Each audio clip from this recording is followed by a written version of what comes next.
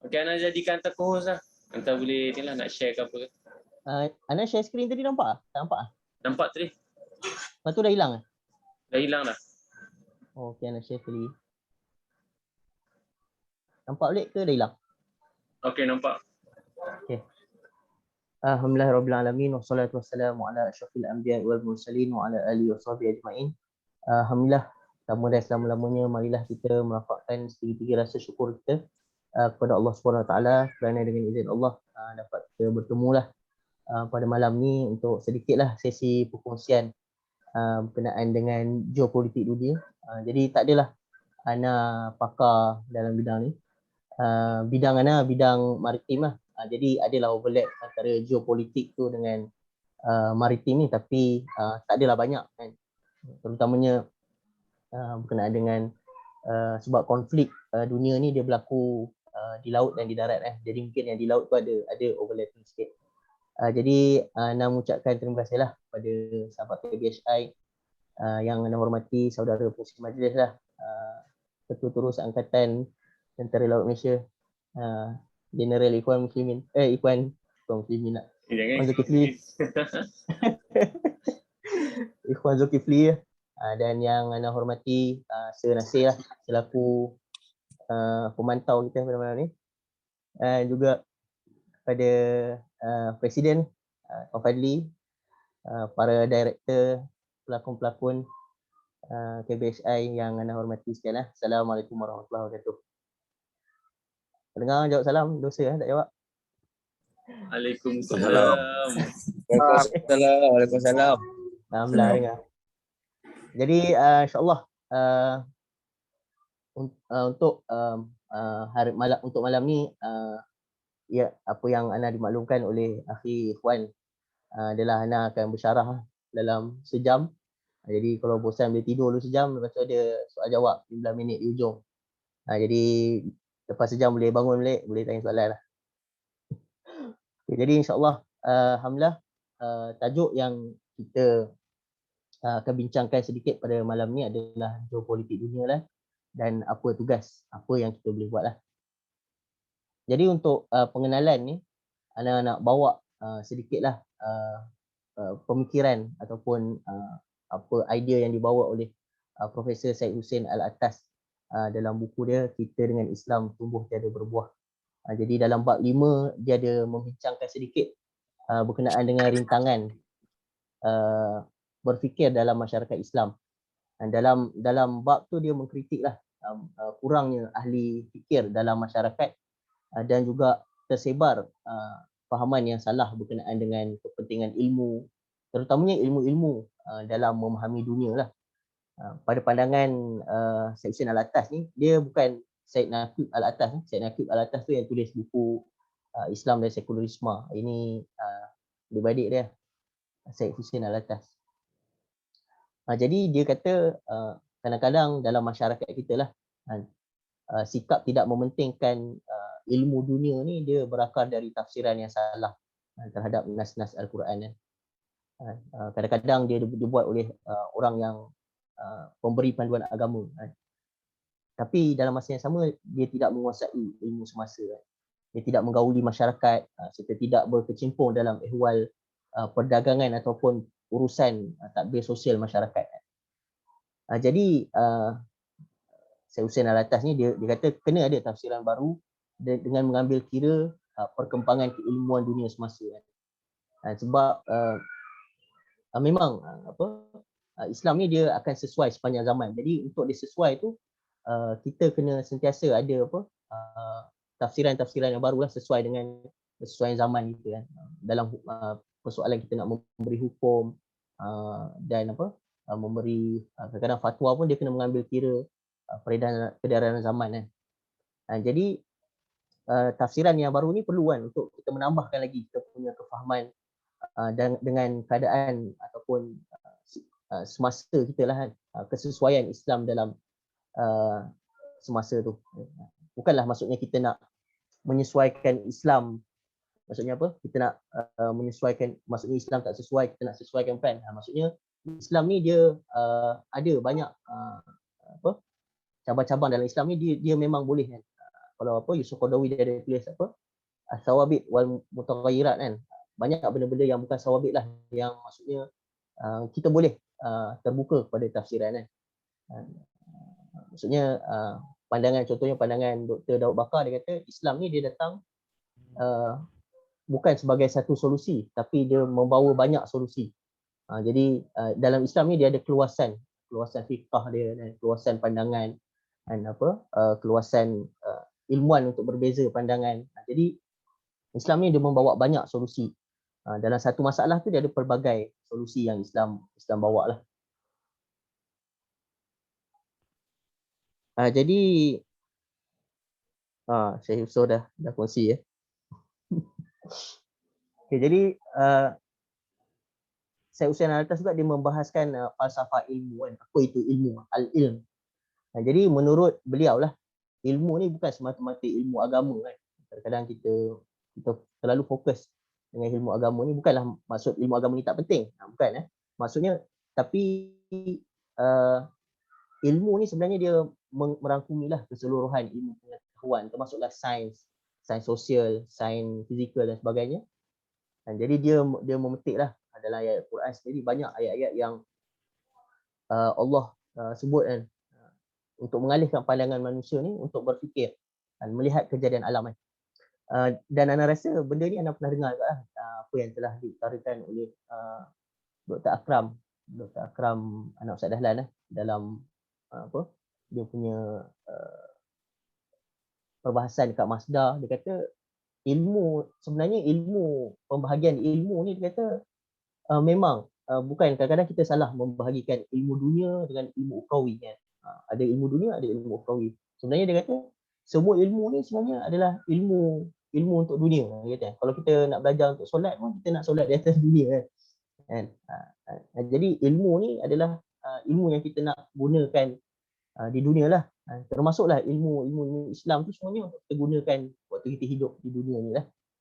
Jadi ilmu alam ni berkenaan dengan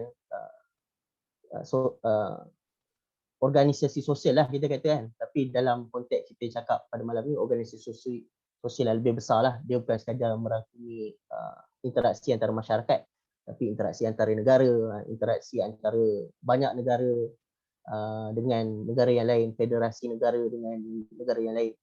Jadi semua ilmu-ilmu ni sebenarnya adalah ilmu yang kita sebagai umat Islam ni kena fahami dan juga kita kena kuasai lah. Dia ilmu ni, falsafah ilmu ni dia luas. Jadi ni pada pandangan Syed Hussein Alatas lah, dia kata dia memetik pemikiran Jalaluddin Al-Afghani dan Syafiq Arsalan. Dia kata ulama ni sepatutnya dia merupakan satu terma yang luas lah, bukan saja merangkumi orang yang alim dalam ilmu agama, tetapi orang yang alim dalam ilmu sains, ilmu alam. Dia juga merupakan ulama lah, orang yang berilmu, orang yang alim. Jadi kalau menurut dia kata Imam Ghazali ni tidak lebih darjatnya daripada Ibn Khaldun. Dua-duanya merupakan, bagi dia adalah ulama lah. Maksudnya orang yang mempunyai ilmu lah, kefahaman ilmu. Jadi kalau tak betul nanti share nasi boleh. Jadi anda memetik sikit lah, dah sebut Ibn Khaldun ni, anda memetik sikit lah daripada buku Muqaddimah dan Muqaddimah dalam Muqaddimah. Maksudnya dalam Muqaddimah ni adalah sebenarnya Ibn Khaldun tulis buku Muqaddimah ni adalah sebagai pengenalan kepada kitab dia lagi besar, kitab Al-Ibar, kitab pengajaran. Tapi buku Muqaddimah ni dia dah masukkan bab 1 pun dalam tu, dia jadi buku yang tersendiri lah. Buku yang tersendiri. Kalau translasi dalam bahasa Inggeris dia tu ada 3 jilid kan. Tapi yang kalau yang tengok dalam gambar ni, yang ini yang ada kat Nah ni dia dah sunting jadi 1 jilid lah. Dia dah abridge jadi 1 jilid. Jadi dalam prakata dia, Ibn Khaldun dia membicarakan perihal sejarah lah. Jadi back 1 slide. Jadi daripada pemikiran Syed Hussein ni, kita dapat faham bahawa peranan kita yang pertama adalah inilah mencari ilmu lah. Kalau kita tengok dalam tajuk kita tadi ada dua kan, apa tugas kita kan. Jadi tugas, jadi Ana jawab yang Kau tak tengok phone Nabi tu. ready? Kalau mute ready? Ready? Sound ni. Ready kacau lah ready. Jadi Ana jawab. Tak apa. Kita kena faham. Pemuda-pemuda ada anak. Jadi Ana jawab soalan yang apa tugas kita dulu lah. Yang pertama adalah tugas kita untuk mendalami ilmu lah. Jadi tugas kita yang kedua adalah bagaimana dalam Ibn Khaldun ni dalam dia punya prakata dalam sejarah dalam Al-Muqaddimah ni dia kata bahawa sejarah ni merupakan cabang kepada ilmu falsafah. Dia kata dan dalam tu dia mengkritik ada ahli sejarah yang sebelum dia menulis sejarah ni tanpa sifat kritis.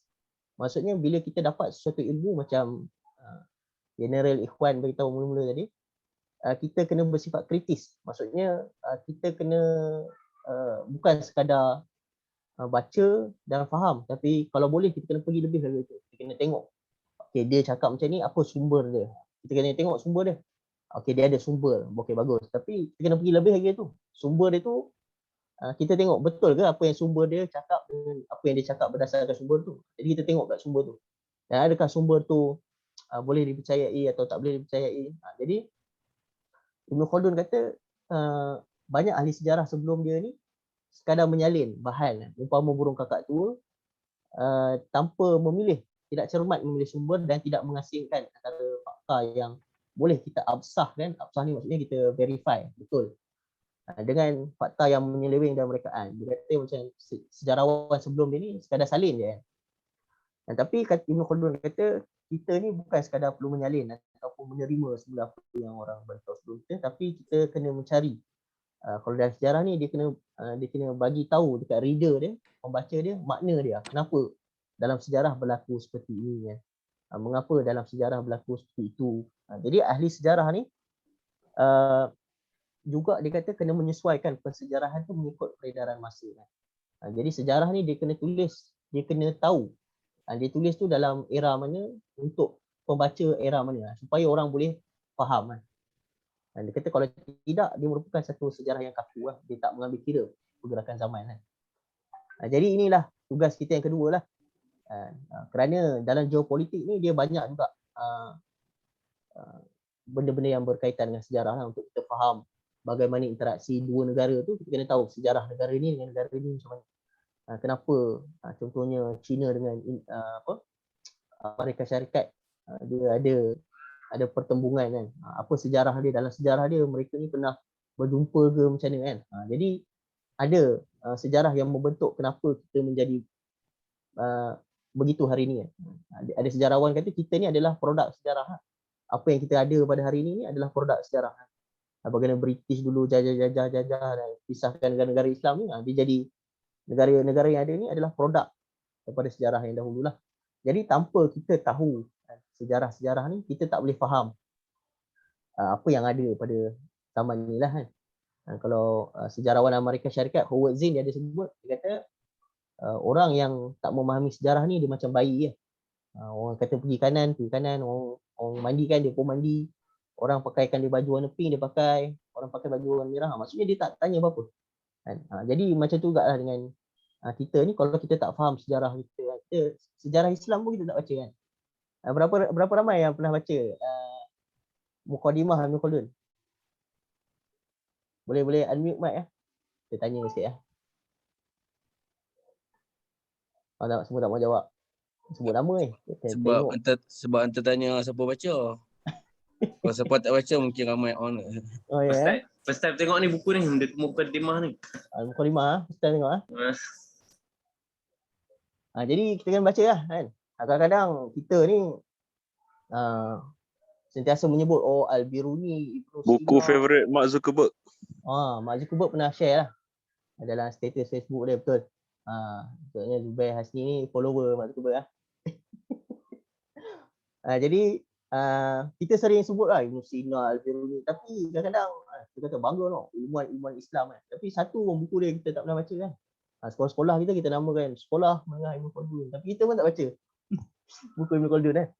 Jadi ni bukan nak kritik sahabat nak kritik anak. Anak pun baru boleh baca baru baca 5 muka surat dia boleh sembang kemas ayat padahal baru baca 5 muka surat. Tapi maksudnya kita kena ada usaha lah. Tak boleh baca yang bahasa Arab, baca yang bahasa Inggeris kan. Tak boleh baca yang bahasa Inggeris, baca yang bahasa Perancis, yang bahasa apa dia?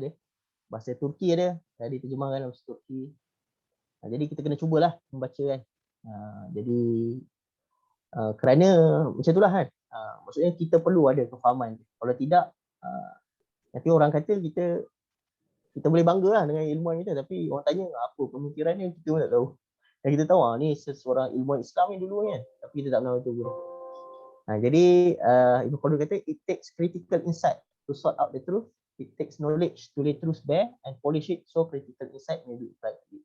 Jadi maksudnya kita kena bersifat kritikal lah dalam fakta-fakta yang kita terima ni. Ini tugas kita yang kedua lah. Maksudnya kita bersifat kritikal dengan apa informasi yang kita terima, terutamanya sekarang lah. Dalam media sosial dia dipanggil apa? Information overload kan, limpahan informasi kan. Kita pun tak tahu lah mana satu yang sebut, mana satu yang betul kan. Tengok orang tulis banyak panjang lah, tak faham. Tolong lukis boleh je. Tolong pun lukis, kita mau terima apa yang dia lukis tu. Jadi macam tu lah kan. Maksudnya kita tak ada sifat kritikal lah. Dia lebih pada sifat yang bermudah-mudah. Okay, jadi anda dah menjawab lah dua soalan tajuk kita lah. Itu apa tugas kita. Tugas kita adalah yang pertama menuntut ilmu dan yang kedua adalah bersifat kritikal terhadap informasi. Jadi sama juga dengan apa yang Ana sebut pada malam ni lah. Jangan terima bulat-bulat lah. Balik ni kena buka boleh buku mukadimah, tanya, tengok betul ke dia ni sebut mukadimah ni kan. Tak ada pun dalam buku. Jadi kena bersifat kritikal lah. Kena kritis dalam menerima informasi itu dan cek fakta-fakta kan. Jangan terima saja. Macam Ana sebut malam ni pun jangan terima semuanya kan. Kena hujung nanti kena tanya, betul kan saya cakap ni kan? Apa hantar punya ni lah, kena tanya Okay, itu untuk menjawab separuh daripada tajuk malam ni lah. Jadi separuh dah selesai, kita pergi separuh lagi Okay, jadi untuk bercakap tentang geopolitik ni, sebab Ana bukanlah ahli dalam bidang geopolitik ni, tapi kita boleh membedahlah buku orang yang berbicara lah dalam bidang geopolitik. Jadi ada dua buku lah yang Ana nak sentuh pada malam ni. Yang pertama adalah The Prisoners of Geography, tulisan Tim Marshall. Dia menceritakan tentang peta-peta dunia dan bagaimana peta-peta dunia ni, faktor-faktor geografi ni dia membentuk negara-negara tu dan bagaimana dia membentuk maksudnya interaksi antara satu negara dengan satu negara lain. Dan yang kedua adalah Asia's Cauldron yang ditulis oleh Robert D. Kaplan, The South China Sea and the End of Stable Pacific. Yang ini dia lebih kepada fokus dia kepada Laut Cina Selatan lah. Dalam Prisoner of Geography tu salah satu bahagian geografi yang dia tak sentuh adalah Southeast Asia lah. Jadi bahagian Asia Tenggara ni dia tak sebut sangat. Ada sikit bila dia sebut pasal China kan. Tapi dalam tulisan Robert D. Kaplan ni dia memang spesifik untuk Laut Cina Selatan je. Dia cerita daripada Vietnam, China, yang ada kat situ Malaysia, Indonesia. Jadi buku ni Ana cadangkan lah kalau sahabat-sahabat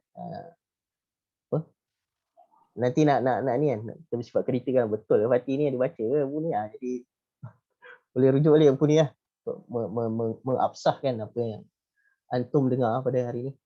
Jadi mungkin ada orang kata kan, kadang-kadang bila sesuatu contohnya peristiwa tu ditulis oleh orang barat, dia akan tend to portray benda tu viewpoint orang barat lah. Maksudnya dia tengok dalam lensa kacamata barat lah. Ana setuju lah dengan pernyataan tu lah kan. Kalau kita baca ada buku yang ditulis oleh seorang Palestin warga negara Amerika Syarikat, Edward Said, dia ada tulis buku Orientalism lah. Orientalism ni dia kaji literature yang barat tulis ni berkenaan dengan bagaimana dia represent orang Timur, Oriental, macam mana dia present orang Arab dalam literature Western literature lah. Jadi memang ada dalam kesimpulan dia kata memang ada bias. Pertamanya bias tu disebabkan oleh keagamaan lah, agama Kristian yang dia menganggap Kristian ni superior daripada Islam, Buddha, lain-lain. Tapi lepas tu dia bias tu dia disekularkan lah dengan filologi, dengan sains. Kalau dalam dekat barat waktu tu ada sains daripada eugenics, social Darwinism. Maksudnya dia menggunakan sains untuk dia mengatakan bahawa bangsa timur ni lebih bangsa barat ni lebih superior daripada bangsa timur. Jadi memang ada bias tu lah. Jadi memang kena berhati-hatilah dalam kita membaca buku terutamanya yang ditulis oleh orang barat. Jadi Ana setujulah, tapi taklah bermaksud kita kena tolak semua. Jadi kita kena, macam Ana kata tadi, macam Ibn Khaldun kata, kita kena kritikal lah. Kita kena tengok apa yang dikata tu dan kita kena check.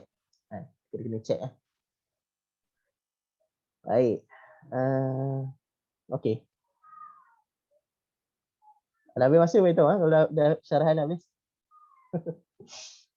Baik, buku Prisoner of Geography ni 10 maps that tell you everything you need to know about global politics ni ditulis oleh Tim Marshall lah. Tim Marshall ni bukan seorang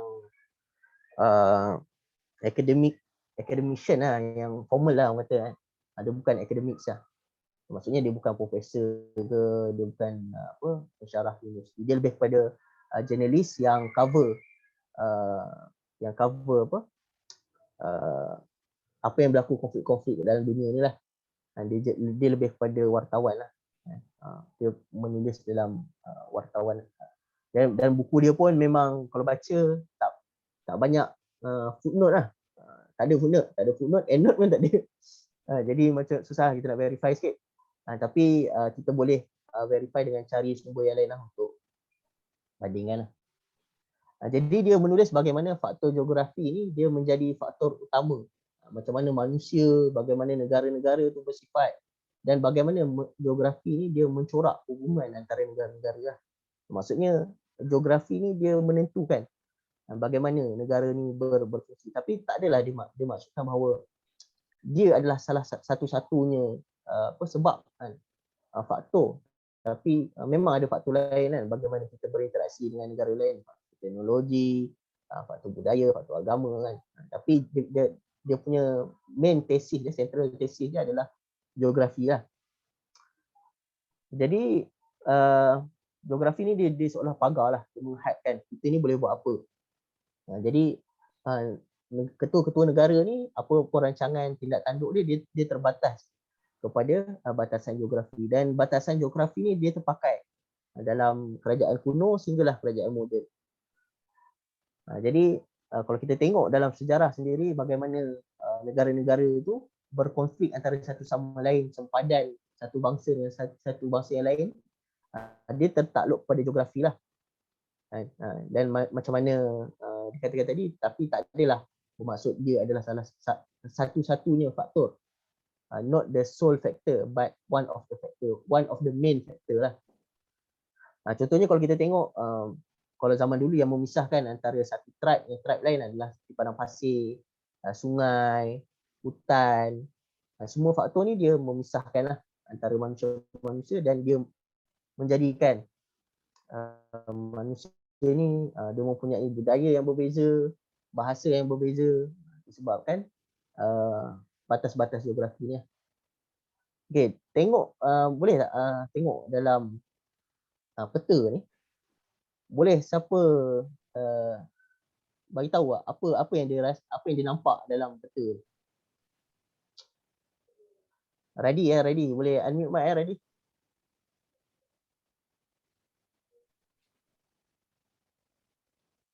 Okay, Radi tak respon, kita minta dia saudara. Tak kenal. Yusof. Yusof. Itu Zubair dah on mic lah Zubair. Oi, cakap. Saudara Yusof Razali ya. Pandangan Tuan Director macam mana? Apa yang Tuan Director nampak daripada peta sempadan lah, negara dan sempadan. Pandai. Sebab tu lah filem-filem dia berjaya lah. Dia sekali tengok dia boleh nampak. Jadi dia ada sempadan natural barrier lah antara China dan India, iaitu banjaran Himalaya lah. Jadi contoh China dan India ni dia dua negara berbeza lah dan berjiran, tapi dia mempunyai corak yang politik budaya yang sangat berbeza antara satu sama lain kan. Kalau India ni dengan Hindu dia kan, macam-macam lah India ni kan. India pun dia pecah-pecah banyak lagi. Ada China ni dengan bangsa Han dia. Kedua-dua negara gergasi ni dia tak pernah berperang antara satu sama lain. Kecuali ada perang, ada pertempuran kecil lah pada 1962. Kalau ada pun ada pertempuran kecil lah yang baru-baru kita dengar kan, dekat pegunungan dekat kan. Sebab apa? Sebab dua negara ni dia dipisahkan oleh pagar geografi kan, iaitu banjaran Himalaya yang kita tengok tadi lah. Yang saudara Yusof terangkan oleh dia tadi. Boleh terang apa ha. Jadi China ni dia sebuah negara yang kuasa darat lah dalam sejarah dia. Dia bukan negara kuasa darat lah. Jadi dia mempunyai tanah yang luas dan populasi yang besar lah. Sekarang ni sekitar 1.4 bilion lah. Malaysia baru ada 30 million juta. Dia dah bilion lah. Kita baru million, 30 million. China ada 1.4 bilion. Jadi kalau dalam buku buku Tim Marshall ni dia kata tindak tanduk China ni dia adalah disebabkan geopolitik of fear lah. Sebab apa China kalau kita tengok dia menguasai Tibet kan. Sebab Tibet ni dia merupakan tanah tinggi lah. Kalau dalam geografi tu dia merupakan tanah tinggi bersepadan dengan India. Daripada tanah tinggi ni lah dia mengalir 3 sungai yang penting untuk China lah. Yellow River, Yangtze River dengan Mekong River kan. Jadi dia kena kuasai Tibet tu, kalau tidak orang yang menguasai Tibet tu boleh menguasai sumber air dia. Jadi sebab tu China ni daripada dulu lagi. Kalau kita tengok Tibet tu dia punya monk dia punya Sami Buddha dia duk bakar diri sendiri. Sebab tak puas hati dengan China nak dia self immolation. Dia bakar diri sendiri. Banyak lah kalau kita tengok ada video-video pun ada kan. Seram kan video dia tengok orang tu bakar kan. Maksudnya dia bakar diri tu sebab dia nak protes kerajaan China kan, yang menjajah dia daripada dulu sampai sekarang. Tapi China nampak yang Tibet ni merupakan survival dia. Kalau orang blok dia punya sumber air dia tak ada air. Jadi sebab tu dia merupakan kawasan yang China ni dia tak akan lepaskan lah. Begitu juga dengan Xinjiang lah. Ini isu Uyghur lah. Kita selalu tengok bahawa isu Uyghur ni satu penindasan terhadap kaum Muslim lah kan. Bukanlah nak kata tak betul. Betul lah kan. Bagaimana dia cuba nak asimilasikan orang Uyghur ni yang bukan budaya Han lah. Cina ni majoriti dia Han, walaupun ada banyak dia, ada Manchu, ada macam-macam lah. Cina Malaysia pun ada banyak macam, bukan satu bukan semua boleh cakap Mandarin. Banyak kawan-kawan Cina lah tak boleh cakap Mandarin kan. Semua cakap bahasa Inggeris lah. Jadi Uyghur ni ataupun kalau orang Uyghur dia tak panggil Xinjiang lah, dia panggil East Turkestan. Dia bersempadan dengan 8 buah negara lah. Jadi kalau China lepaskan Uyghur ni, maksudnya dia akan terputus daripada 8 buah negara.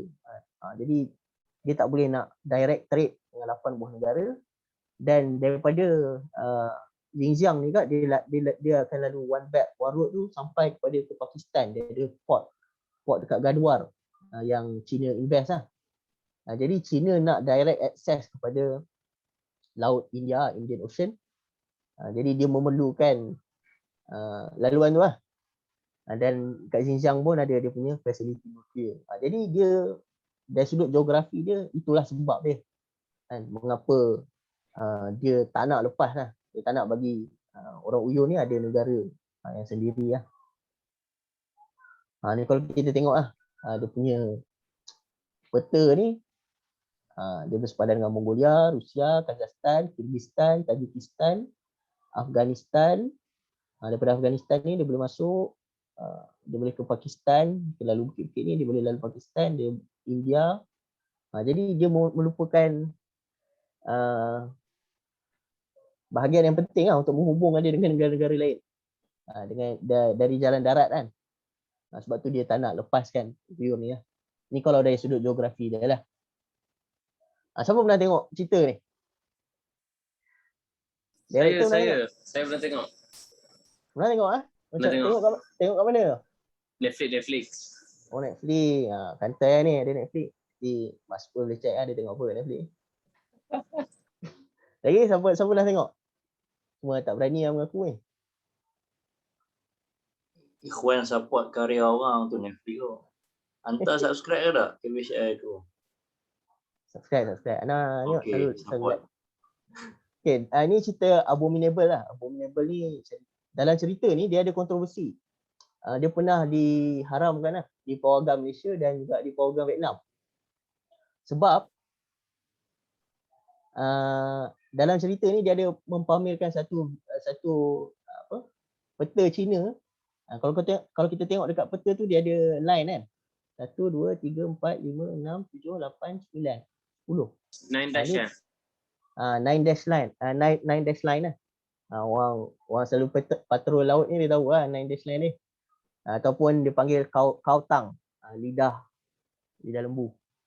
Jadi maksudnya garisan tu adalah klaim China terhadap Laut China Selatan lah. China dia klaim hampir 90%. Laut China Selatan tu dia kata memang dia punya. Jadi sebab tu Malaysia tak berhati lah. Malaysia tak bagi siarkan kat program Malaysia.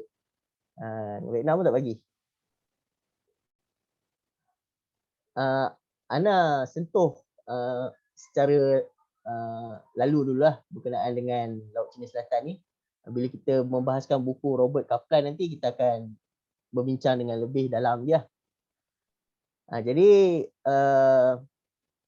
tuntutan China ni dia bukanlah sebab dia tamak ke apa kan. Tapi sebenarnya dia adalah survival dia jugalah. Sebab China ni dia perlukan Laut China Selatan ni untuk dia akses pada Lautan Pasifik. Jadi nanti kita akan tengok peta lah bagaimana. Memang kalau dia ada first island chain dengan second island chain. Jadi dia kena lepas dua island chain tu baru dia boleh keluar ke Pasifik lah. Dan sebab yang utama juga sebab dia ada sumber minyak lah. Sumber minyak dan gas. Sebab tu Ikhwan dan kru-kru dia kena ni lah sentiasa menghalau.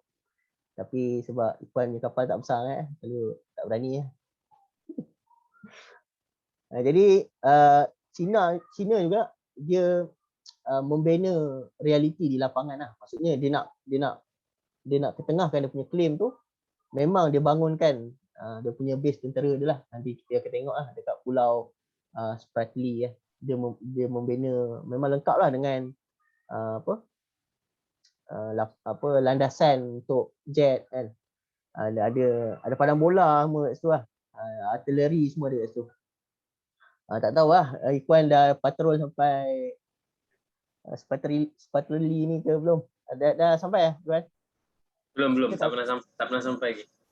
Tak berani kan. Tapi sebenarnya Malaysia dia sebenarnya ada kelebihan lah dengan China ni. Terutamanya dalam pembukaan Selat Melaka lah. Sebab Selat Melaka ni yang dikawal oleh Malaysia, Indonesia dan juga Singapura lah. 80% daripada bekalan tenaga China ni dia lalu ikut Laut China Selatan. Kalau dia nak import minyak daripada Iran, daripada Saudi, semua kena lalu ikut Selat Melaka lah. Jadi Malaysia dia ada kelebihan lah dari sudut diplomasi dia. Tapi dalam sejarah Malaysia tak pernah blok lah. Tak tahu lah kod rancangan strategi Panglima kita ada nak blok. Tapi dia tak adalah blok dalam sejarah kan. Dan kalau ikut Team Marshall ni, Indonesia, Malaysia, Singapura ni dia pro Amerika Syarikat lah. Jadi China ni dia macam skeptik juga lah. Sebab kalau negara-negara Indonesia, Malaysia, Singapura ni dia setuju dengan Amerika Syarikat untuk blok, dia mungkin akan kehilangan 80% bekalan tenaga dia lah. Next. Jadi ini sepatutnya Ikhwan yang terangkan ni yang mengawal apa? Zaifah Zaifah ada dia tengah belayar. Kali ni kami tembak mizai.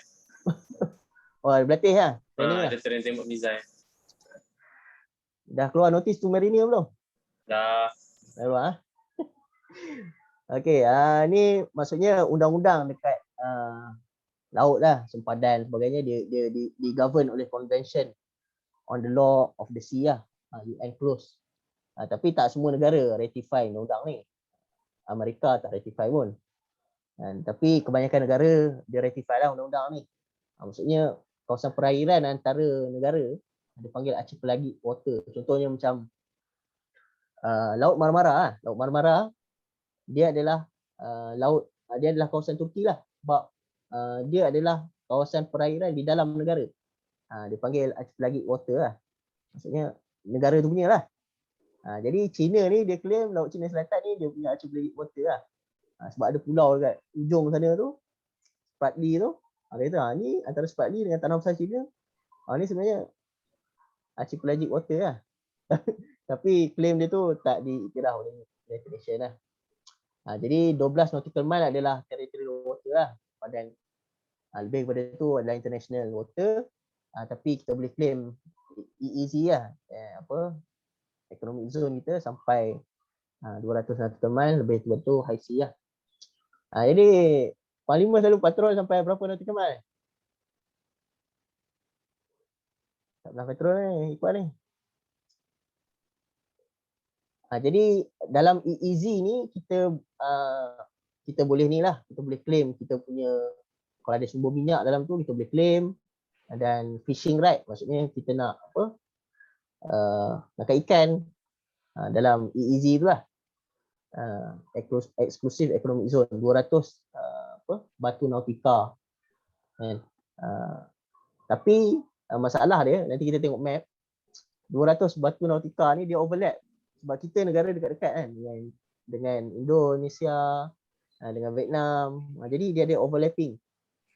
Sebab tu kalau tengok Ikhwan dia banyak halau kapal-kapal Vietnam, kapal Cina, kapal-kapal Indonesia yang masuk dalam EEZ yang Malaysia claim lah. Tapi dia ada overlapping dengan Vietnam dan juga Indonesia dan Singapura. Okey, dalam buku Tim Marshall ni dia ada membahaskan tentang Amerika Syarikat lah sebagai kuasa dunia. Kalau kita baca dalam banyak buku-buku, banyak pemikir yang mengatakan Amerika Syarikat ni dia merupakan satu kuasa yang declining lah, ataupun sedang merosot. Dia kalau ikut Ibn Khaldun kan teori ketamadunan dia, dia akan naik akan satu masa, sampai masa dia akan turun lah. Dia macam curve kan. Dan banyak orang kata dia sekarang ada kat atas dan dia akan turun bawah lah. Tapi Tim Marshall dia menolak lah teori tu, dia tak setuju lah dia kata. Sebab kalau dia tengok dari sudut geografi dia, memang Amerika Syarikat ni dia merupakan satu kuasa yang besar. Dia ada sempadan dekat lautan Atlantik pun dia ada, dan lautan Pasifik pun dia ada. Maksudnya dia ada dua-dua. Access tu dia memang direct access. Dia tak macam China. China dia ada macam island chain. Kita tengok lah island chain. Maksudnya dia kena lepas dua island chain tu baru dia boleh access Pasifik. Atlantik memang China tak ada lah. Jadi Navy Amerika Syarikat ni dia boleh pergi dua-dua. Atlantik boleh, Pasifik boleh.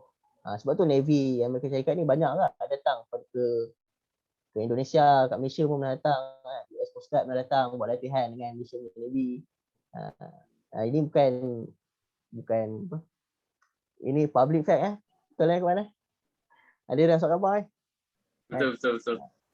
Jadi memang US punya Coast Guard Navy dia memang ada buat exercise dengan negara-negara Pasifik. Jadi sebab dia ada direct access, dia memang akan belayar, singgah sekejap kat port kan, isi minyak, jumpa-jumpa salam dengan general yang ada. Jadi dari segi tu dia kata memang tak ada kuasa yang punya dua-dua akses tu dengan terbuka. Kalau kita tengok Rusia pun dia tak ada akses tu.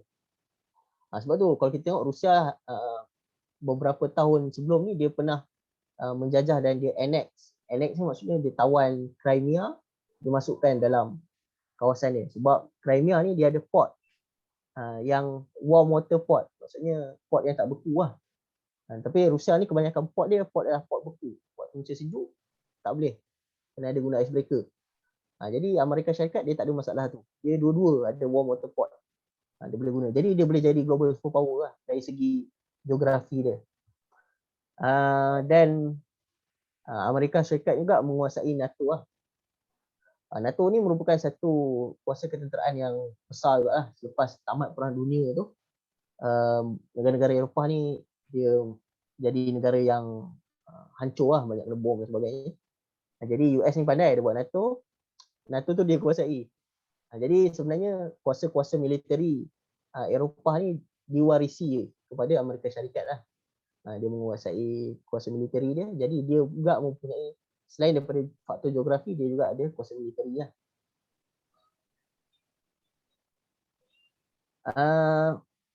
Okey. Dalam masa yang sama juga, dia kata memang sekarang ni China memang kuasa ekonomi yang kedua terbesar. China dia belum mengatasi Amerika Syarikat lagi lah dari sudut ekonomi. Dia masih kuasa ekonomi kedua lah. Tapi Amerika Syarikat kalau kita tengok dia memang akan buat macam-macam lah untuk sentiasa memastikan China ni tak boleh lebih daripada dia lah. Sebab tu kalau kita tengok Huawei lah kena blok, macam lah dia akan buat supaya China ni tak berjaya selepas dia. Jadi dia kata memang Amerika Syarikat ni sekarang ada kelebihan dan sentiasa akan guna kelebihan tu untuk memastikan bahawa China ni tak lebih daripada dia. Okey, jadi dan kalau kita tengok perbelanjaan ketenteraan, memang Amerika Syarikat paling tinggi lah. Kalau kita gabungkan China, Germany, Jepun, campur semua tu, Amerika Syarikat mesti banyak lagi. Dia punya perbelanjaan military expenditure dia. Jadi memang dia pandangan Tim Marshall lah bahawa ke depan ni memang dominasi ataupun hegemoni Amerika masih kekal lah dia kata.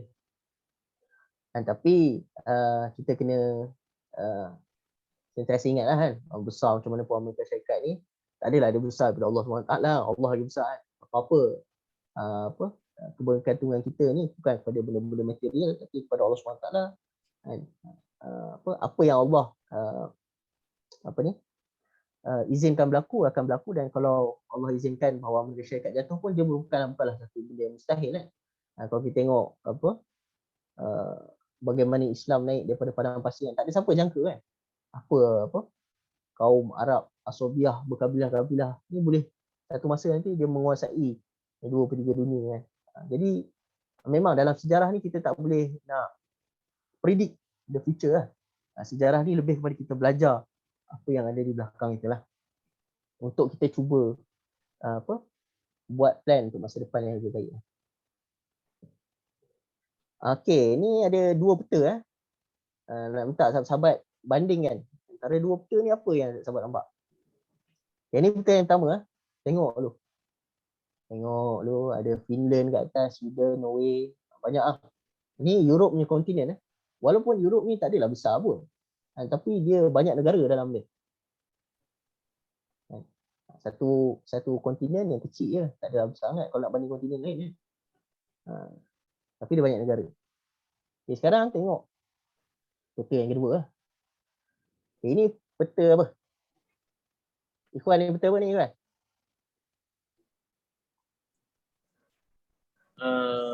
Timur Tengah. Salah. Afrika. Okay. Mana ni general salah ni? Okay, sorry. Timur Tengah belah kanan atas tu lah. Ada sikit masuk lah Timur Tengah, Saudi Arabia lah. Tapi ini adalah kontinen Afrika. Okey, jadi berdasarkan dua peta tadi, apa yang sahabat rasa, apa perbezaan ni? Size? Yes. Confirm lah, size berbeza lagi. Nama negara. Apa lagi perbezaan ni? Koloni. Apa? Boleh. Prof lebih terang. Koloni ni maksud dia apa? Negara-negara yang dijajah lah, daripada France, Britain. Okey, macam mana kita boleh bezakan antara dua tu hanya dengan kita tengok peta? Oh. Antara tanda merah dengan biru tu. So obviously daripada tu boleh nampak France dengan Britain lah kot. Okey, terima kasih. Kalau sahabat-sahabat tengok tengok peta ni tengok belah atas kan, North Africa belah atas, negara-negara atas. Algeria, Libya, Egypt, Mauritania. Ni semua negara-negara Islam. Mali ni 99% Islam. Nigeria 90% Islam. Sudan. Dan kalau kita tengok negara-negara tu, cuba tengok dia punya sempadan antara Algeria dengan Mali. Antara Mauritania dengan Mali. Apa yang sahabat nampak? Antara Libya dengan Mesir. Apa yang sahabat nampak? Yusof biasa dia Land to land punya sepadan. Land to land sepadan. Daripada peta tu apa yang kita nampak? Tak boleh buka minda. Tak boleh buat minda. Aduh. Kawan. Ni final year exam je ada masuk soalan ni Dia sempadan dia lurus. Jadi kalau gunung tu berguna kena share. Kalau dia panggil sumber minyak di situ kena share. Betul. Jadi akhirnya Mas'ul kat yang berjaya jawab Jawapan Anas sama dengan Syed lah, insyaAllah. Alhamdulillah, betul. Fadli betul. Seronok dah subjek malam ni. Okey. Kalau kita tengok, dia punya sempadan tu adalah sempadan yang garis lurus. Sebab apa dia garis lurus? Sebab dia bukan sempadan yang natural. Kalau kita tengok peta Eropah tadi ini semua sempadan natural Ada sungai-sungai yang memisahkan yang sungai, contoh yang macam Zubair kata tadi memisahkan United Kingdom dengan France. Sebab apa? Sebab ada English Channel tengah-tengah dia. Jadi dia berpisah Walaupun Britain, England dulu pernah nak cuba tawan Perancis pun pernah cuba pergi sana, tapi dia ada natural barrier. Akhirnya dia berpisah dekat natural barrier ni Begitu juga dalam kontinen Europe, dia ada banyak sungai-sungai. Dan sungai-sungai dia tak macam sungai Afrika. Sungai Afrika ni sungai sekejap lagi ada air terjun. Jadi dia tak navigable Maksudnya dia tak boleh nak belayar belayar jatuh dekat waterfall jadi dia tak boleh nak trading antara satu sama lain. Tapi dekat Eropah ni, sungai-sungai dia tu dia membentuk satu negara-negara kecil kingdom, small kingdom. Jadi dia punya border itu adalah natural barrier. Jadi dia negara bangsa lah. Konsep negara bangsa ni datang daripada Eropah. Sebelum ni tak ada negara bangsa ni. Orang semua hidup dalam empire, banyak-banyak bangsa dalam satu empire. Tapi kalau kita tengok Algeria, Libya, Egypt, ini adalah sempadan yang dilukis oleh orang British dan juga orang Perancis yang menjajah kawasan-kawasan ni. Dia bincang sama mereka. Dia pun lukis atas peta, garis. Set. Okey, ini Mesir, ini Libya. Jadi dia punya sempadan tu dia tak mengambil kira geografi, etnik, bahasa, budaya, agama. Dia tak ada ambil kira semua benda tu. Dia kira okey, ini negara aku, ini negara kau. Jadi negara bangsa yang dipaksakan atas negara-negara ni, dia merupakan bukan satu yang natural ataupun berdasarkan sumber geografi sebab itulah kalau kita tengok banyak negara-negara ni dia tak stabil. Sebab dia bukan satu yang natural lah. Kalau contoh bangsa Kurdis dekat Iraq ada, dekat Turki ada, dekat Syria ada. Sebab dia dilukis, dipecahkan. Jadi dia tak stabil lah, dia berperang antara satu sama lain. Begitu juga dengan Afrika ni. Dia berperang kalau kita tengok dekat dalam Republic of Congo tu, nama je Republic of Congo. Sebenarnya dalam tu tak macam negara. Tak ada siapa yang boleh pegang. Semua duk berperang. Sampai ada pembunuhan Rwanda lah, genocide dan sebagainya. Sebab dia bukanlah merupakan negara yang natural. Tapi dia dipaksa untuk menjadi negara bangsa. Dia dipaksa, kena ikut model Eropah, negara bangsa. Padahal diorang ni mempunyai bangsa-bangsa yang berbeza. Masing-masing tak nak melepaskan dia punya identiti bangsa dia. Tapi dah terpaksa lah. Dah memang sempadan tu dah dilukis. Dia pun jadi keluar kepada negara moden, memang itu sempadan dia. Jadi dia bergaduh dengan sama lain. Itu salah satu dah dia punya pengajaran lah. Jadi hebat lah. Saya nasi dia tengok sekali lah. Tengok Ikhwan tak dijawab, dia jawab terus. Jadi kalau kita tengok Timur Tengah, bila kita kata Timur Tengah, Middle East ni pun daripada mana datangnya Middle East ni? Tengah-tengah apa kan? Timur apa? Timur daripada mana? Kan? Jadi Timur Tengah ni sebenarnya merupakan terma daripada Eropah agak lah. Terma daripada Eropah. Sebab Eropah dia bahagikan dunia ni pada Barat, di kawasan Timur lah. Dan Timur ni ada Middle East kat tengah-tengah tu. Kemudian ada Far East. Far East ni kawasan China, Asia Tenggara ni Far East lah. Maksudnya dah jauh daripada dia. Tengah-tengah ni ada Middle East. Sebab tu dia panggil Middle East tengah-tengah. Jadi terma Middle East ni pun ada datang daripada Eropah lah. Dan banyak negara-negara tu memang sebenarnya bukanlah negara yang natural, negara bangsa. Kalau kita nak kata negara bangsa ni, maksudnya setiap bangsa tu dia berhak ada negara dia sendiri. Negara bangsa, nation state. Orang Jerman ada negara Germany, orang Frankia ada negara France, orang British ada orang Brit ada negara British. Maksudnya setiap orang tu ada negara, setiap bangsa tu ada negara dia. Tapi banyak bangsa-bangsa yang tak ada negara. Kurdish sebagai contoh. Kurdish ni bangsa yang sangat besar lah. Tak silap lah, Salahuddin Ayyubi orang Kurdish. Kurdish ni negara yang besar. Tapi dia tak ada negara. Ada lah, tapi tak di-recognize. Gypsy. Gypsy ni sebab dia orang dulu, Gypsy ni dia lebih kepada orang yang travel lah. Dia mungkin ada bahasa Gypsy sendiri kan. Tapi anak tak pasti, mungkin Romania kot kalau nak kata, sebab diorang banyak daripada Romania kalau dari segi geografi. Tapi diorang ni memang jenis orang yang travel lah. Jadi kat mana-mana negara dia ada Gypsy. Britain ada Gypsy. Negara-negara Eropah dulu lah. Tapi tak tahu lah sekarang mungkin dah tak duduk. Dulu diorang ada caravan lah. Tak tahu lah sekarang ada caravan. Tapi anak tak pernah dengar ya Gypsy dia nak negara bangsa dia sendiri, tak ada lah. Yang ada Kurdish, Palestin, Uyghur masih berjuang lah untuk dapat. Kalau dekat Arakan. Arakan, kalau dekat kita punya Asia Tenggara ni Mindanao, dia orang tak rasa dia orang ni macam orang Filipina. Orang Filipina banyak Katolik kan. Dia orang bukan Katolik dia kata. Dia negara Islam kan. Jadi dia tak ada. Tapi sebab zaman dulu dalam tulis, okey, kau ni dalam peta ni semua Filipina. Jadi dia tiba-tiba masuk dalam tu. Selatan Tai. Selatan Tai, Fatani kan. Dia tak pernah terima benda tu kan. Tiba-tiba aku ada dalam negara ni kan. Jadi sebab tu lah berlaku konflik. Kadang-kadang orang tengok, orang selalu berkata simplistik lah. Tengok negara-negara Islam ni, gaduh. Sebab tu kita tak boleh ikut negara Islam ni. Gaduh daripada tu, gaduh. Tapi dia tak ceritakan kenapa dia bergaduh tu kan. Sebab belakang tu ada apa? Tinggalan kolonial yang adakan satu struktur yang memang tak boleh dia orang nak keluar daripada benda tu kan. Kalau keluar memang kena berperang. Itu macam di Iraq kan.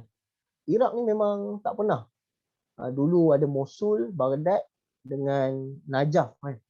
Setiap kawasan ni waktu Byzantium pun bukan Byzantium, waktu sebelum tu Umayyah kan, waktu tu Babylonia, semua perintah tu sebagai satu kawasan yang berbeza, ada governor lah. Dia tak gabungkan. Tapi bila Britain datang, Mosul, Baghdad, Najaf, okey ni semua Iraq. Sebelum ni dia orang tak pernah duduk sekali. Tiba-tiba kena duduk sekali kan. Jadi tak boleh lah. Gaduh lah. Waktu panjang lah. Dah habis masa lah. Dia kena laju sikit lah. Timur Tengah ni contoh Timur Tengah lah. Timur Tengah ni contoh macam Iraq kan. Iraq dia ada banyak bangsa dalam dia. Ada Kurdish, ada yang Hazara, ada Pashtun. Jadi diorang masing-masing lah. Macam Afghanistan lagi lah. Ada even Pakistan. Pakistan ada Sindhi, ada Bengali, ada Punjabi. Maksudnya diorang tu ada bahasa sendiri, culture sendiri, tapi dia suruh duduk sekali. Cepat sikit lah. Sebab masa nak habis syarahan ni. Ini buku yang kedua lah, buku Robert D. Kaplan. Robert D. Kaplan ni pun sama juga lah. Dia bukan scholar dalam bentuk dia profesor kat mana-mana negara, dekat mana-mana universiti lah. Tapi dia lebih pada political analyst dia dan jurnalis jugalah. Dan dalam buku Ashil Qadra ni Ana banyak tak setuju juga dengan dia. Sebab dia memang macam orientalis sikit lah cara dia menulis kan. Contohnya dia mengatakan Champa ni merupakan satu bangsa Lanun kan. Tapi kalau kita orang Asia Tenggara ni, kita baca Champa ni dulu satu kerajaan yang besar. Kalau dia kerajaan, mestilah ada pusat pentadbiran, ada yang bekerja sebagai agrarian, tanam pokok, ada yang bekerja sebagai, mungkin adalah mungkin sebahagian daripada Lanun, tapi tak adalah satu bangsa tu adalah Lanun. Jadi dia lebih macam reductionist lah. Orientalis ni dia tulis lebih pada reductionist lah. Dia nampak satu sifat buruk tu, jadi semua bangsa ni dikecilkan jadi satu sifat tu. Padahal bangsa ni bukan sangat bangsa yang sangat besar. Ada kat dia tulis pasal dia kata orang Melayu ni korup. Memang ada orang Melayu yang korup, tapi bukan semua orang Melayu korup. Dekat Eropah pun ada yang korup kan. Durian. Durian RM30. Jadi macam tu lah. Dia kita kena hati-hati sikit lah. Kalau anda tengok Kaplan ni dia macam tu lah. Dia macam orientalis sikit lah penulisan itu. Jadi kalau kita tengok dan Kaplan ni bila dia membahaskan konflik di Laut Cina Selatan ni, dia macam pandangan dia tu memang pandangan American centric lah. Dia tak boleh keluar daripada pandangan tu. Tak tahulah sebab bila dia bahaskan Laut Cina Selatan ni, dia bandingkan dengan Laut Caribbean. Lepas tu bila dia berkata tentang Taiwan, dia kata Taiwan ni macam Berlin, Asian Berlin. Jadi dia tak boleh keluar daripada perbahasan Amerika. Sebab anda rasa mungkinlah ada persamaan lah, tapi dia tak ada. Dia adalah satu kawasan geografi yang unik lah. Okay. Ini dia punya ni lah. Dia memetik kata apa Thucydides kan. The strong do what they can and the weak suffer what they must. Jadi dia kata inilah strategi China lah. China ni merupakan satu kuasa yang besar lah. Jadi negara-negara kecil termasuklah dalam Malaysia ni kena terima lah banyak apa yang polisi-polisi yang China bawa. Sebab tu kalau kita tengok negara-negara Asia Tenggara ni dia cuba nak melawan hegemoni China ni. Dia cuba ada satu gabungan lah ASEAN kan. ASEAN. Gabungan negara-negara yang kecil ni untuk cubalah, tapi ASEAN ni dia tak sama macam European Union. European Union dia ada Schengen Agreement kan. Boleh cross border antara satu sama lain. Dia ada satu polisi, dia ada satu currency, walaupun tak semua terima currency tu, ada kebanyakannya terima currency tu. Jadi dan banyak juga polisi politik yang dia boleh buat daripada European Union kan, European Parliament, dia ada parlimen dia sendiri. Tapi action ni lebih kepada macam negara-negara sama lah. Dia tak ada satu kesefahaman yang sama lah. Jadi memang biasanya masing-masing termasuk dalam orbit China juga lah. Sebab tu banyak negara-negara yang pro pada Amerika Syarikat. Sebab bukan dia, macam Vietnam sendiri sekarang dia banyak pro Amerika Syarikat. Kan?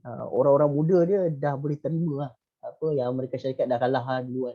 Dia pernah berperang kan. Walaupun dia dulu antara kawasan yang teruk. Waktu perang tu ada pengkaji yang mengkaji, dia kata jumlah bom yang dijatuhkan dekat Indo-China, termasuklah Vietnam, Laos dengan Cambodia lagi banyak daripada jumlah bom yang pernah jatuh dekat seluruh Eropah dalam Perang Dunia Kedua. Maksudnya banyak bertantan bom dijatuhkan dan dia ada guna juga senjata kimia Agent Orange yang beberapa generasi juga lah terkesan dengan Agent Orange tu. Boleh baca lah Agent Orange kan, macam mana Agent Orange ni dia menghancurkan semua habis, pokok-pokok menghancur. Tapi Vietnam sekarang ni, sebab Vietnam dia ada sejarah, dia pernah kena jajah dengan China. Jadi memang takut dengan China lah. Sebab tu dia sekarang dia pro Amerika sikit walaupun dia pernah berperang dengan Amerika Syarikat. Sebab Amerika bagi dia boleh counterbalance pengaruh China lah. Kita ada masa lagi ya. Ini dia punya sedikit lah, mungkin kita sentuh sedikit lah. Ni kalau slide ni nak ambil kita nak bagi lah. Kau nak baca kan. Bila Kaplan ni bercerita tentang Malaysia ni, ada juga yang tak setuju kan. Tapi yang anda setuju adalah disebut macam mana Malaysia ni is beyond nationalism. without having ever experienced it. Maksudnya Malaysia ni dah lebih kepada nationalism, tapi sebenarnya Malaysia ni tak pernah pun ada nationalism seperti mana negara-negara lain lah. Contoh kalau Vietnam ni dia memang anti Cina betul-betul. Sebab dia ada pernah sejarah kena jajah dengan Cina kan. Kita ada sejarah tak kena jajah dengan Jepun, dengan British, tapi kita tak pernah jadi anti Jepun, anti British, anti komunis ada lah. Itu lah. Dan dalam dia punya analisa agak dia mengatakan bahawa Mahathir ni punya pemerintahan ni dia reverse Kemalism lah. Kalau Atatürk tu dia mensekularkan Turki, Malaysia ni dia kata mengislamkan Malaysia ni lah. Walaupun mungkin tak adalah kita kata Islam betul-betul macam mana Islam zaman Nabi tu kan, tapi sebenarnya banyak juga polisi kat Malaysia ni yang berbeza lah di zaman Mahathir lah. Contohnya yang berlaku lah, contohnya banyak perubahan, contohnya daripada produk-produk keuangan Islam, walaupun mungkin ada sahabat-sahabat yang rasa keuangan Islam tak betul-betul Islam, tak apa, itu pandangan masing-masing. Dan banyak juga contohnya perubahan dalam masyarakat lah, lebih mudah menerima Islam, ada sekolah-sekolah agama kemudian diserap jadi sekolah agama bantuan kerajaan SMK kan. Dan banyak juga perubahan dalam masyarakat sendirilah. Kalau kita tengok dulu ustazah pun tak pakai tudung, yang study dekat Al-Azhar kan. Tapi hari ni kalau tak pakai tudung tu bukanlah tak boleh, boleh lah, tapi kebanyakannya akan pakai tudung lah. Jadi maksudnya kita ni berada di kesedaran Islam yang lebih baik lah daripada zaman dulu. Tapi tak adalah maksudnya kita kena okey cukup lah tu, berhenti lah kerja, tak. Bukan maksudnya macam tu. Maksudnya ada banyak benda yang kita boleh perbaiki lagi. Dah dengan robot kapal. Okey, ini kita masuk sikit lah sebelum anda habis tuntutan China ke atas Laut Cina Selatan ya. Jadi kalau kita tengok map tadi, nanti kita akan tengok China ni dia menuntut 90% daripada Laut Cina Selatan tu dia punya lah. Memang Laut Cina Selatan, nama pun Laut Cina. Cina punya. Hujah dia adalah hujah sejarah lah. Dia kata Laut Cina zaman dinasti Han dulu pernah berlayar, dan ada rekod-rekod dia kan, pulau-pulau ni dalam peta dia dulu. Dan dia kata sebab kawasan ni adalah pernah ada dalam sejarah Cina, dia adalah archipelagic water, perairan dalaman dia lah, walaupun dia tak diiktiraf UN lah. Dan dia bina pulau-pulau artificial lah untuk menguatkan lagi dia punya claim lah. Ini 9 dash line tadi lah, 9 dash line. Yang biru tu Malaysia punya claim. Ni Ikhwan dia akan patrol dalam kawasan biru ni lah. Kalau kita tengok kawasan biru tu dia overlap dengan Filipina yang warna ni warna oranye ni, dan juga Vietnam yang warna oranye gelap ni. Indonesia pun ada overlap yang warna hijau ni. Jadi memang akan ada banyak fishing vessel daripada Vietnam, Filipina, Indonesia yang Ikhwan kena kejar untuk keluarkan daripada perairan Malaysia. Sebab dia overlap lah. Dan claim China yang merah ni lah, 9 dash line ni. Dia overlap. Jadi semua overlap lah. Gaduh lah. Tapi gaduh tak ada sampai berperang. Alhamdulillah lah. Walaupun ada pertempuran di air yang tak melibatkan orang awam. Bagus lah. Pertempuran di air ni yang bagus dia adalah dia melibatkan askar je lah. Contoh macam Navy Malaysia perang dengan Navy China dekat tengah laut. Melibatkan ikan lah. Macam mana? Melibatkan ikan-ikan. Cuma tu lah, ikan-ikan sikit lah. Mungkin kalau ikan terkorban lah. Tapi tak apa, ikan dia boleh membiak dengan cepat lah. Jadi itu kelebihan konflik laut lah. Maksudnya dia tak banyak melibatkan orang kat darat lah. Biasanya dia ramming antara sama satu sama lain lah. Kapal Ikhwan ram Chinese punya fishing vessel. Lepas tu protes dekat UN lah. Macam tu je lah. Maksudnya dia melibatkan kat laut lah. Siapa yang tak pergi laut, kira okey lah. Ini lah, ataupun dia panggil kautang lah. Satu lagi lah. Panggil, sebab kalau kita tengok yang merah tu, dia macam lidah lah. Jadi dia panggil lidah lembu lah. Jadi Laut Cina Selatan semua ni hampir 90% dalam kawasan merah tu, tu Laut Cina Selatan yang diklaim lah. Dan kalau kita tengok ada Spratly Island yang atas sikit daripada Sarawak kan, tepi pada Filipina kan. Kat sini China dah banner lah dia punya pulau-pulau tiruan untuk claim. Ni markas tentera dia kat Spratly Island. Boleh tengok lah ni dia punya, ni image satelit lah. Satelit ni yang bagus lah, kita boleh tengok lah apa yang berlaku kat dalam dunia ni. Walaupun orang cuba nak sorok kan, kita boleh tengok dari satelit lah. Sebab tu penting lah satelit data ni. Tak tahu lah Malaysia ada satelit data lah. Tapi rasa sebab banyaknya adalah satelit negara luar lah. Jadi yang menguasai satelit image ni biasanya company luar. Tapi kalau ada duit boleh je subscribe, ada provider internet. Ni tengok, kalau tengok ada padang bola, tengah-tengah ni ada padang bola. Jadi siapa nak pergi main bola pun boleh, friendly kan. Pulau terpencil, Spratly Island. Jadi dia memang membina pulau ni supaya dia boleh claim lah. Kita tengok kita orang ada physical punya facility memang. Kita orang punya ni. Okey, ni kalau kita tengok kita tengok merah ni China Merah ni China. So atas dia ada Jepun. Kalau kita ke bawah sikit Okinawa. Kalau tengok ada Okinawa tu. Okinawa tu ada Amerika punya military base antara yang terbesar dekat Okinawa. Okey, bawah sikit Okinawa tu dia Taiwan. Sebab tu dia tak nak lepaskan Taiwan ni. Kan? Bawah dia tu dah memang negara lain lah. Filipina lah. Filipina, ke bawah lagi Malaysia. Jadi yang garisan yang first ni adalah garisan kepulauan yang pertama. Yang kalau contohlah China ni nak pergi nak serang US, dia kena lepas ni, dia punya navy nak kena lepas first island chain ni.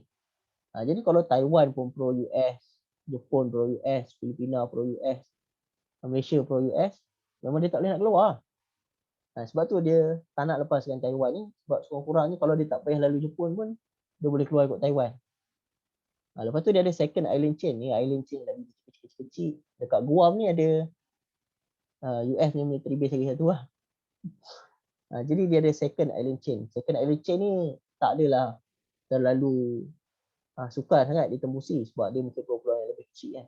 Tapi first island chain ni adalah masalah utama China lah. Dia nak keluar ke Laut Pasifik tu, dia kena keluar daripada first island chain ni. Jadi sebab itulah Taiwan tu dia memang tak nak bagi merdeka.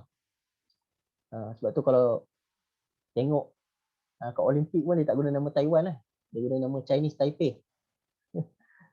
Dia memang itu akses dia ke Lautan Pasifik lah. Habis lah.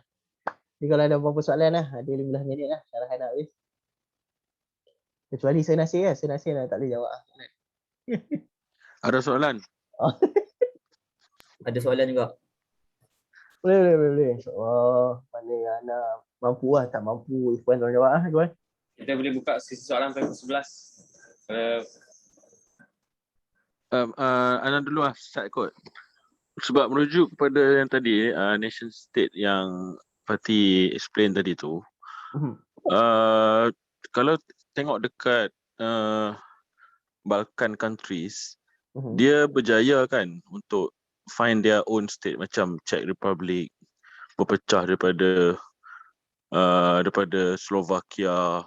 Lepas tu Serb, even Serb pun dijumutkan dia jadi satu lagi negara lain kan.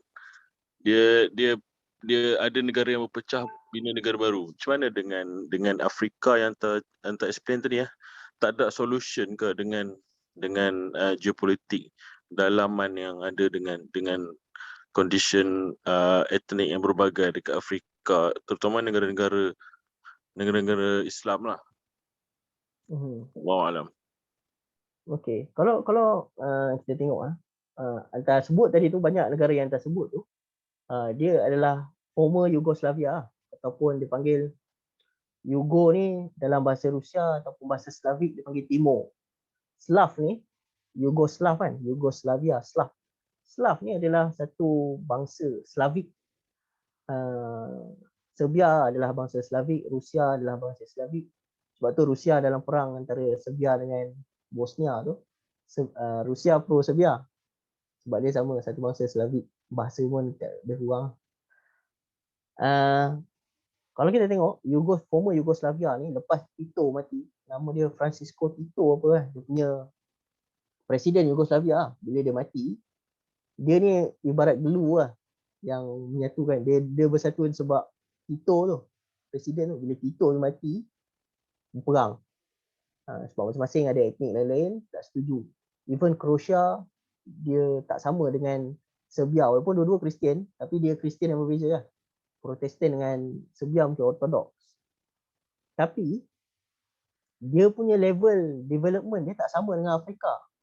Afrika punya level development dia, contoh di sana dia orang dah, walaupun dia orang macam tu, dia orang dah maju dari segi dia punya masyarakat, dah ada sistem parlimen apa semua.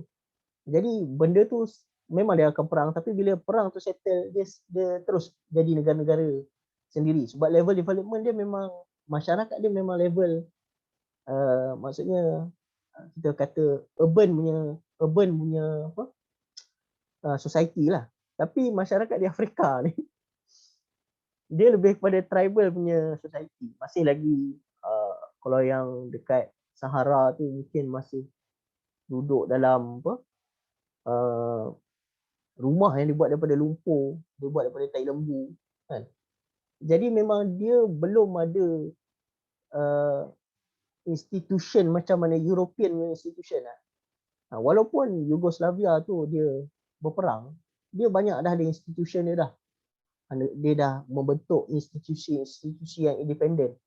Jadi bila habis perang tu dia senang nak bangunkan balik. Tapi kalau negara-negara Afrika ni dia tak ada bentuk tu, dia tak ada. Kan? Bentuk organisasi masyarakat dia masih lagi banyak kawasan yang rural, tribal, malah banyak yang mungkin illiterate, tapi tak boleh membaca. Kan? Jadi memang nak suruh tiba-tiba dia jadi satu negara bangsa. Boleh kata dia tak ada clear ideology lah. Ideology to run the country lah. Dia bukan ideologi. Keadaan masyarakat tu, struktur dia. Kan? Maksudnya dia boleh dia macam ni lah. Kalau anda pernah dengar siapa sebut lah. Kalau anda lupa siapa. Dia kata kalau orang tu masih belum ada makanan dan tempat tinggal, tak silap Isaiah Berlin kata. Jangan sebut pasal kebebasan lah. Maksudnya kalau benda yang asas-asas sebenarnya tak ada. Still trap lah. Maksudnya dia lebih kepada nak cari makan dan nak sustain dia punya tribe dia. Dia tak ada berfikir tentang negara apa benda ni, belum ada lagi. Jadi tiba-tiba nak suruh dia lah.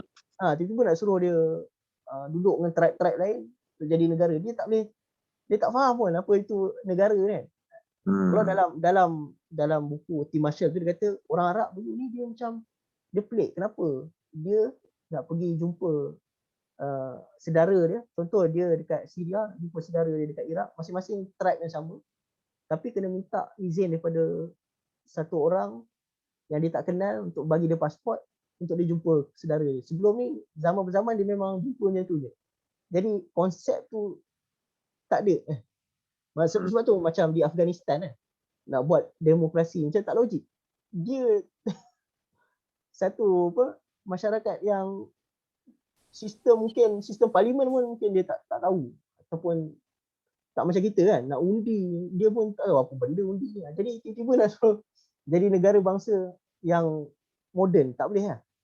Sebab kalau kita tengok Eropah pun bukan sehari dua untuk dia jadi negara yang demokratik, yang berparlimen, ada constitution. Dia beratusan tahun dia dah berperang, pemikir yang banyak, berbahas, benda baru jadi. Tapi negara-negara ni masih lagi dalam level yang tribal level lagi.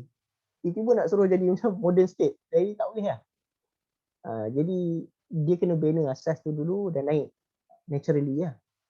Tapi nak bina tu mungkin susah. Jadi yang senang dia negara kolonial datang, okey kamu semua duduk sama lah. Tapi bergaduh lah dalam tu. Menjawab ke soalan? Mungkin Senasir dia tambah. Okay, faham. Assalamualaikum Tuan Fatih. Siapa tu Muhammad apa tu? Saya ada 2 soalan. Nama siapa?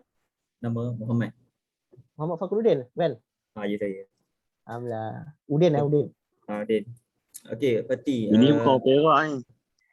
Orang mana Kahwin dengan orang mana hari tu Kahwin dengan orang Perak, sekarang dia kat Selangor. Kahwin dengan orang Selangor? Kahwin dengan orang Perak, sekarang tinggal kat Selangor. Oh, okey. Okey, Fati ada 2 soalan. Yang pertama, sejauh mana Islam kita sebagai Muslim, kita nak menanggapi dengan teori konspirasi? Sebab yang Ana ada tengok lah, kalau kebanyakan kenalan-kenalan Ana yang ambil international relation, teori konspirasi ni mengganggu lah kan, yang pelajar-pelajar international relation nak buat penjelasan, Yahudi nak menguasai dunia dan seumpamanya. Itu soalan pertama. Soalan yang kedua, boleh ke kita nak faham geopolitik ni dari kacamata mazhab? Sebagai contoh, katakanlah kita punya Perdana Menteri jumpa dengan Presiden Iran. Nanti sebahagian mazhab akan kata, habislah negara kita bekerjasama dengan Syiah. Kalau isu yang lain pula, macam satu general Syiah yang kena bom hari tu, tak ingat lah apa nama dia. Apa nama? Sulaimani apa? Yang tu kan, dia general Syiah kan. Kemudian ada mazhab Salafi lah. Mereka anggap tak apa, dia Syiah, mati macam tu pun okey. Nak minta lah macam mana kita nak faham geopolitik dari kaca mazhab, okey ke tak okey? Hantar Syiah ni bagi hantar mazhab lah. Saya nak buat soalan provokasi kepada Muhammad Fakhruddin. Udin, Syiah ni mazhab ke agama lain? Macam mana? Debatable yang tu. Terbuka untuk perdebatkan. Okey, baik. Terima kasih Udin, soalan yang Kalau Haji Hadi dia kata mazhab, okey. Banyak sebenarnya. Yusuf Qaradawi pun dulu dia kata mazhab kan. Lepas tu dia ada kalam qadim lah. Dia cuba nak takrib kan. Antara dua, lepas tu dia rasa tak boleh nak takrib. Jadi itu perbahasan ulama lah. Baik. Terima kasih Udin. Kalau kita tengok, anda jawab yang Iran dulu lah. Kalau kita tengok Iran yang terbaru dia ada presiden baru lah. Nama apa lupa, tapi ada presiden baru Iran. Dilantik sekarang ni. Dan pertabalan presiden tu antara yang hadir, yang duduk di kursi depan sekali tu, selain daripada Hezbollah adalah Ismail Haniyeh daripada Gaza yang duduk kursi depan. Jadi bagi Ana lah, pandangan Ana, ni pandangan Ana, bukan pandangan siapa organisasi yang Ana ada ke apa, pandangan Ana lah. Pandangan Ana ni, Iran ni kita kena anggap satu daripada banyak-banyak negara yang lain lah. Kalau kita boleh bekerjasama dengan komunis, China, boleh bekerjasama dengan Amerika yang membunuh saudara-saudara kita di Pakistan, Afghanistan, Iraq. Banyak lagi negara yang kita ada. Korea Utara dulu kita ada. Dulu waktu siap, tak tahu lepas Kim Jong Nam tu rasa macam dah sama balik. Jadi semua negara-negara ni dia ada masalah. Tak kira lah, masalah ideologi, masalah sejarah dia, masalah macam-macam lah. Tapi dari sudut negara, kita kena ada bagian lah. Anggap dia sebagai salah satu negara sebagaimana juga negara-negara lain lah. Kalau kita tengok dekat UTM banyak lah postgraduate daripada Iran. Anda dulu banyak kawan-kawan dengan Iran lah. Kereta sekali, tidur hotel sekali, buat research sekali dengan orang Iran lah. Jadi pandangan Ana lah, Iran ni adalah satu negara, kita kena berinteraksi dengan dia adalah sebagai satu negara yang sama jugalah dengan interaksi kita antara negara-negara lain. Dan kalau kita tengok, kalau ada konflik, contohnya konflik antara Amerika dan Iran, kalau bagi Ana akan sokong Iran lah. Sebab Ana nampak walaupun memang kita ada perbezaan dari segi akidah, kepercayaan, tapi walau bagaimanapun pandangan Ana, dia tu lebih dekat dengan kita daripada Amerika Syarikat lah. Dan memang kalau tanya Ana, memang waktu Sulaimani tu dibom tu memang Ana lebih pada pro pada Iran lah daripada orang yang pro Israel. Sebab Iran ni pun dia bergaduh dengan Israel. Kalau tengok contoh, dan sekarang ni ada kapal-kapal di Strait of Hormuz, dekat antara Oman dengan Strait of Hormuz ni, dia apa selat yang kecil lah. Daripada Iraq minyak nak keluar kan, dia kena lalu selat Hormuz, selat kecil. Sebelum dia boleh pergi keluar ke ke laut Arab lah, Arabian Sea. Jadi ada beberapa kapal yang dituduh Iran rampas lah. Jadi bagaimana Amerika Syarikat ni dia akan cuba melemahkan negara-negara yang tak pro dia. Iran tak pro Amerika Syarikat.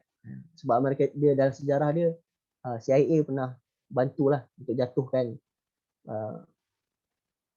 pemimpin yang rakyat dia pilih. Rakyat dia pilih dulu Mossadegh, Mossadegh. Dijatuhkan Mossadegh, dia naikkan balik Pasha Iran tu. Tapi lepas tu revolusi sekali lagi, jatuh sekali. Ini rakyat dia memang tak setuju. Akhir lagi revolusi sekali lagi tu naik Khomeini. Jadi walaupun kita tak bersetuju dari sudut ideologinya, dari sudut negara dia, memang kita kena berinteraksi. Sebagaimana kita berinteraksi dengan negara-negara lain lah. Banyak je kita ada hubungan dengan China, tak semestinya kita terima ideologi komunis. Kita ada hubungan dengan contohnya Rusia, tak adalah kita menerima Kristian Ortodok. Tapi kita lihat dari sudut negara ke negara lah, government. Soalan yang pertama dia apa dia? Lupa pula. Sejauh mana kita sebagai seorang Muslim nak berinteraksi dengan teori konspirasi? Teori konspirasi lah. Aduh, Ana dulu saya minat teori konspirasi. Dia sebab dia intriguing lah. Jadi sebenarnya teori konspirasi ni dia ada dua lah. Dia ada memang yang betul pure konspirasi. Ada juga konspirasi yang dia konspirasi sebab